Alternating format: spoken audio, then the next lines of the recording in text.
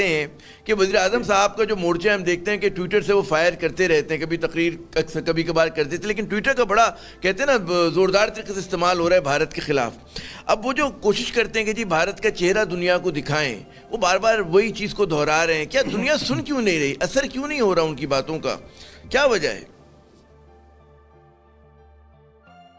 عامر صاحب دیکھیے, جو بات ابھی ہم سب مل کے کر رہے ہیں, اس وقت جو نزدیکیاں امریکہ اور ہندوستان کے اندر ہیں, وہ انگریزی کی ایک مثال ہے کہ when the rat laughs at the cat, the hole must be nearby. جو اکڑ دکھا رہا ہے ہندوستان, اور جس طریقے سے وہ اپنے آپ کو اسرٹ کر رہا ہے, چاہے وہ نیپال کے اگینسٹ ہو, چاہے وہ چائنا کے اگینسٹ ہو, سری لنکا کے اگینسٹ ہو, یا پاکستان کے اگینسٹ کشمیر میں ہو, تو اس کے پیچھے اس کو ایک بہت بڑی شے ہے. دوسری جو اسٹریٹجک اسٹرینتھ ہے وہ ڈرا کر رہا ہے امریکہ سے, اور ٹیکٹیکل اسٹرینتھ اینڈ ٹیکٹکس استعمال کر رہا ہے اسرائیل کی, جس کی وجہ سے ہم دیکھتے ہیں کہ ہندوستان کا جو رویہ ہے وہ ریجن میں اور بالخصوص پاکستان کے اگینسٹ اور کشمیر میں یہ بڑا ایک جارحانہ رویہ ہے جس کو وہ اختیار کیے ہوئے ہیں. اب ہم نے یہ دیکھنا ہے کہ پاکستان کے پاس اس وقت آپشنز کیا ہیں. جو اس وقت چائنا کی سینسٹیوٹی بن رہی ہے, یا جو چائنا کو اس وقت جس مدد کی ضرورت ہے, پاکستان نے 3 کام کرنے ہیں. پہلی بات ہے کہ we must stand besides China, shoulder to shoulder China کے ساتھ ہم نے کھڑے رہنا ہے, اور ہم نے اپنی اسٹریٹجک پارٹنرشپ کو بڑا کلیئرلی ڈیفائن کر دینا ہے. میں یہ نہیں کہہ رہا ہوں کہ ہم نے امریکہ کے ساتھ دشمنی مول لینی ہے یا ویسٹ کے ساتھ, وہ نہیں, ادھر کنسٹرکٹیو انگیجمنٹ, لیکن چائنا کے ساتھ ہماری پرائرٹیز بڑی کلیئر ہونی چاہیے. بھارت کے مقابلے میں چین کے ساتھ کھڑا ہونا ہے. اس وقت جو بڑے کلیئرلی کھڑے ہونا ہے. پھر انڈین ایکیوپائڈ جو کشمیر کے اندر فریڈم سٹرگل ہے, ان کو ہم نے ڈس اپوائنٹ نہیں کرنا. And we have to do anything and everything that is possible. میں صرف اتنا کہوں گا تاکہ وہ ہم سے ڈس اپوائنٹ بھی نہ ہوں اور ان کے حوصلے بھی پست نہ ہوں. اور پھر تیسری بات جو ہم نے, we must show resolve to safeguard our strategic and territorial sensitivities. اگر یہ 3 باتیں ہماری حکومت اور پالیسی پلانرز کو بہت کلیئر ہیں, تو پھر اس کو اسٹریٹجائز کرنا وہ that is doable and they can do it. مجھے ابھی تک تھوڑا سی کمزوری نظر آ رہی ہے, وہ یہ ہے, جی میں کہہ رہا ہوں اب ان تینوں باتوں کی تفصیل میں ہمیں جانا چاہیے. ابھی کمزوری مجھے یہ نظر آ رہی ہے کہ جی کیا ٹویٹر پر تو زور ہے, زبانی کلامی باتوں پہ زور ہے, UN میں بات ہو رہی ہے, جو ڈپلومیٹک موومنٹ ہے وہ ہم تھوڑی بہت کر رہے ہیں, لیکن عملی طور پہ کوئی کشمیر پالیسی کے خد و خال بہت واضح نہیں ہے موجودہ حکومت میں, جن میں مزید کلیئرٹی لانے کی ضرورت ہے. آپ نے عام بات کی, اعجاز صاحب بڑی عام بات کی, سیف گارڈ کریں. ہاں بڑی عام بات کی کہ بڑا ابہام ہے پالیسی میں, اور واقعی قمر چیمہ صاحب کے ہمارے بہت سارے جو حلقے ہیں, جیسے کہ جنرل صاحب فرما رہے ہیں کہ جی وہ مطمئن نہیں ہے ہماری کشمیر پالیسی سے. ٹھیک ہے, ٹویٹر پہ آپ نے کہتے ہیں بیان بھی ٹھوک دیے, ایک آدھ تقریر بھی کر دی, اور ہم لوگوں نے احتجاجاً باہر کھڑے بھی ہو گئے 2 گھنٹے کے لیے, لیکن عملی اقدامات نہیں ہو رہے ہیں. کیا آپ کے خیال میں کیا جو کچھ ابھی تک پاکستان نے کیا کتنا کافی ہے, کتنا ناکافی ہے؟ جی دیکھیں عامر صاحب, اس میں تھوڑی چیزیں سمجھنے کی ضرورت ہے. پہلی بات تو یہ ہے کہ ہماری کشمیر کی پالیسی میں کنسسٹنسی نہیں رہی کبھی بھی, لیکن میں سمجھتا ہوں کہ جب سے عمران خان صاحب آئے ہیں, عمران خان صاحب نے جو مورچہ سنبھالا ہے اس مورچے کا فائدہ ہوا ہے. بھلے وہ UN میں سپیچ کرنے سے ہو, بھلے وہ اپنے ٹویٹر سے ہو. آج وہ آپ کو پتہ ہے, آج اگر عمران خان صاحب یہ کہہ رہے ہیں کہ جو فالس جو ہے وہ سرجیکل آپریشن کر سکتے ہیں, یا سرجیکل سٹرائک کر سکتے ہیں, یا آپریشن کسی قسم کا انڈیا کر سکتا ہے, تو اس کا فائدہ یہ ہو رہا ہے کہ دنیا الارمڈ ہے. اور جو آج انہوں نے ادھر انڈیا میں آکوپائڈ کشمیر میں ایک وین کا جو دھماکہ دکھایا ہے, اس میں انہوں نے کہا جی کوئی زخمی نہیں ہوا, حالانکہ وہ کہنا یہی چاہ رہے تھے کہ یہ پلوامہ 2.0 ہے. جو چیز میں سمجھتا ہوں نا, جہاں پہ پاکستان کی کمزوری ہے, پہلی بات پاکستان اپنا جو جہاد کا بیانیہ تھا اس پہ ویک ہو گیا. دوسری بات, جو نان سٹیٹ ایکٹر کشمیر کے لیے انگیج رہے, اس سے ہم ڈس انگیج تو ہو گئے, لیکن ہم اس پہ ڈیفینسو رہے.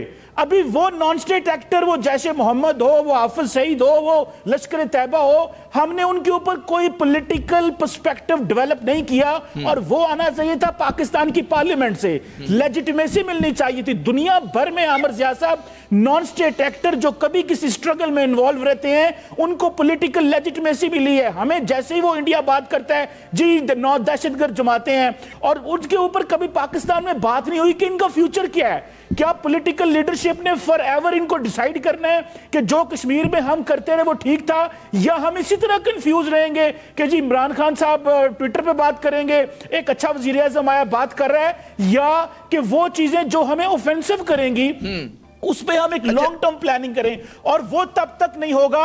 आखिरी बात अमर जिया साहब, वो तब तक नहीं होगा जब तक पाकिस्तान की सियासी जमातें उन नॉन स्टेट एक्टर के बारे में एक पार्लियामेंट अप्रोच नहीं अडॉप्ट करेगी। हम डिफेंसिव ही रहेंगे, और जो इंडिया कहता रहेगा और इंटरनेशनल कम्युनिटी का प्रेशर हम पे रहेगा। जब इकराम सहगल साहब, दो बातें सामने निकल कर आती हैं, एक तो कि इमरान खान साहब की हुकूमत की जो है हिकमत अमली क्या है, और ट्विटर और क्या ये बयानात काफ़ी हैं, तो ज़ाहिर है कि उस पर कंसेंसस ज़्यादातर लोगों का ये बनता है कि जी काफ़ी नहीं है, हमें अमली इक़दाम करने होंगे। तो पहले तो इस पर रोशनी डालिए, फिर हम ये जो जिहादी तंजीमों का मसला था उस पर भी बात करेंगे आगे चल के। जी देखिए, सबसे पहली बात तो ये है कि आप ट्विटर की वॉर जितना भी कर लें, और फॉरेन मिनिस्टर साहब जो बयान दे दें, यूनाइटेड नेशन में जाएं, OIC कंट्री में जाएं, मेन थिंग है कि कश्मीर की जो कश्मीरियों की फ्लाइट ना वो कन्वे नहीं हो रही है पूरी दुनिया। मैंने बहुत दफ़ा इनसे कहा था कि लो कॉस्ट डिप्लोमेसी ये होती है कि आप पुराने जो एम्बेसडर्स हैं, हमारे पाकिस्तान के एम्बेसडर जो फ्रांस में रहे, जर्मनी में रहे, सब इजिप्ट में रहे, मे बी सऊदी अरेबिया में, मैंने आप हर मुल्क में जो हमारे एम्बेसडर थे उनको आप रिटायरमेंट से आप उनको बोले, उनको अपनी आप करें, अपना रोलाडेक्स जो है अपनी डायरी खोलें, वहाँ से उनको जाके मिले लोगों से, एकेडमिक से, मीडिया वालों से, गवर्नमेंट ऑफिशियल से, बिजनेसमैन से, और कश्मीरी की फ्लाइट जाके उनको बताएं। तो ये नहीं कि आप छोटे आप बड़ी वहाँ पर जाके वहाँ से कोई पब्लिक वो करें, बट आप आप to the people you must explain to them at the lower level, low cost level, कि भाई क्या हो रहा है। देखिए, जस्ट बाय ग्रैंड स्टैंडिंग इससे एक बात नहीं होती, आपने एक मैसेज जो है आपने कन्वे करना होता है। अब एक सवाल और है कि ठीक है कि कई चीज़ें आइडेंटिकल हैं 1962 में भी और 2020 में भी एजाज अमान साहब, लेकिन भारत में जो तैनात चीनी सफ़ीर है उसका जो गुज़िश्ता रोज़ बुध के रोज़ उन्होंने बयान दिया, उसमें उन्होंने बड़ा बज़ाहिर एक सुलह आमेज़ बयान था, उसमें कहा था कि दोनों ममालिक जो हैं उनको एक दूसरे से ख़तरा नहीं है और बहुत सारे जो है कॉमन इंटरेस्ट हैं। इसी तरह जो स्पोक्स पर्सन है फॉरेन मिनिस्ट्री के चाइना में, वो पाकिस्तान से ही होकर गए हैं, जुआ साहब जो हैं, उन्होंने भी कहा कि जी दोनों इन क़ुव्वतों के पास, भारत और चीन के पास वो चैनल्स मौजूद हैं कि जिनके ज़रिए बातचीत हो सकती है, और फिल वक्त जो है सरहद पे बकौल उनके हालात जो है उन्होंने लफ्ज़ इस्तेमाल किए जी स्टेबल हैं और कोई उसमें वो वाली बात नहीं है। आप किस तरह से देखते हैं इस सूरत हाल को, कि आप सिफारतकारी को ज़्यादा मौका मिलेगा? जी आमिर साहब, थैंक यू वेरी मच। देखिए, जो चाइना के सफ़ीर ने जो बात की है, एज अ डिप्लोमेट वो यही लैंग्वेज इस्तेमाल कर सकते थे और उन्होंने एक उम्मीद दिलाने की बात की, लेकिन ग्राउंड रियलिटीज इस वक्त इंतहाई डिफरेंट हैं। वो अगर हम ये देखें कि इस वक्त क्या हो रहा है पूरे रीजन में और चाइना के खिलाफ माहौल क्या बन रहा है दुनिया में, पोस्ट कोरोना एनवायरनमेंट में चाइना के लिए दो बड़े चैलेंजेस सामने आ रहे हैं। एक, अमेरिका पूरे वेस्ट को साथ मिलाकर चाइना की जो मुआशी प्रोग्रेस है उसको रोकने के लिए वो पूरी कोशिश कर रहा है। एक तरफ ये माहौल है जो चाइना के खिलाफ बन रहा है, दूसरा हिंदुस्तान जो है उसने एक नई उम्मीद वाबस्ता कर ली है अमेरिका के साथ, वो है उसका स्ट्रेटेजिक कोऑपरेशन, जो अमेरिका के साथ उसकी नज़दीकियां बढ़ती जा रही हैं और एक इस रीजन में स्ट्रेटेजिक पार्टनर के तौर पे वो अपनी अपॉर्चुनिटीज देख रहा है। सो एक तरफ इंडिया अपनी अपॉर्चुनिटीज देख रहा है, दूसरी तरफ चाइना के जो चैलेंजेस हैं उनको वो कैश करना चाहता है। तो इसकी वजह से जो शय मिली इंडिया को, इंडिया ने दो इकदाम उठाए।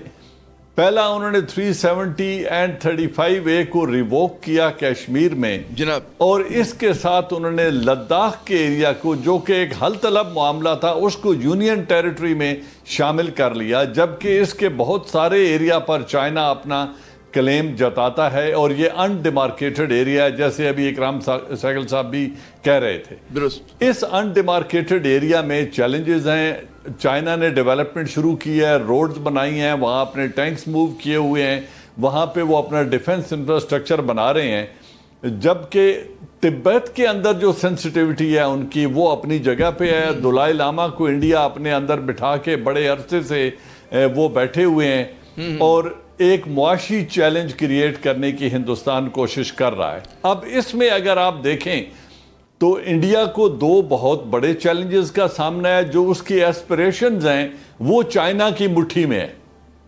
درست۔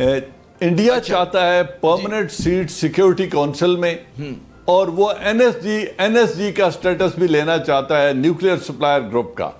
ان دونوں صورتوں میں چائنا ایک ویٹو پار ہے اور وہ انڈیا کو ہلنے نہیں دے گا۔ یہ دونوں ایسپریشنز اس کی وہ پوری نہیں ہونے دے گا۔ اگر وہ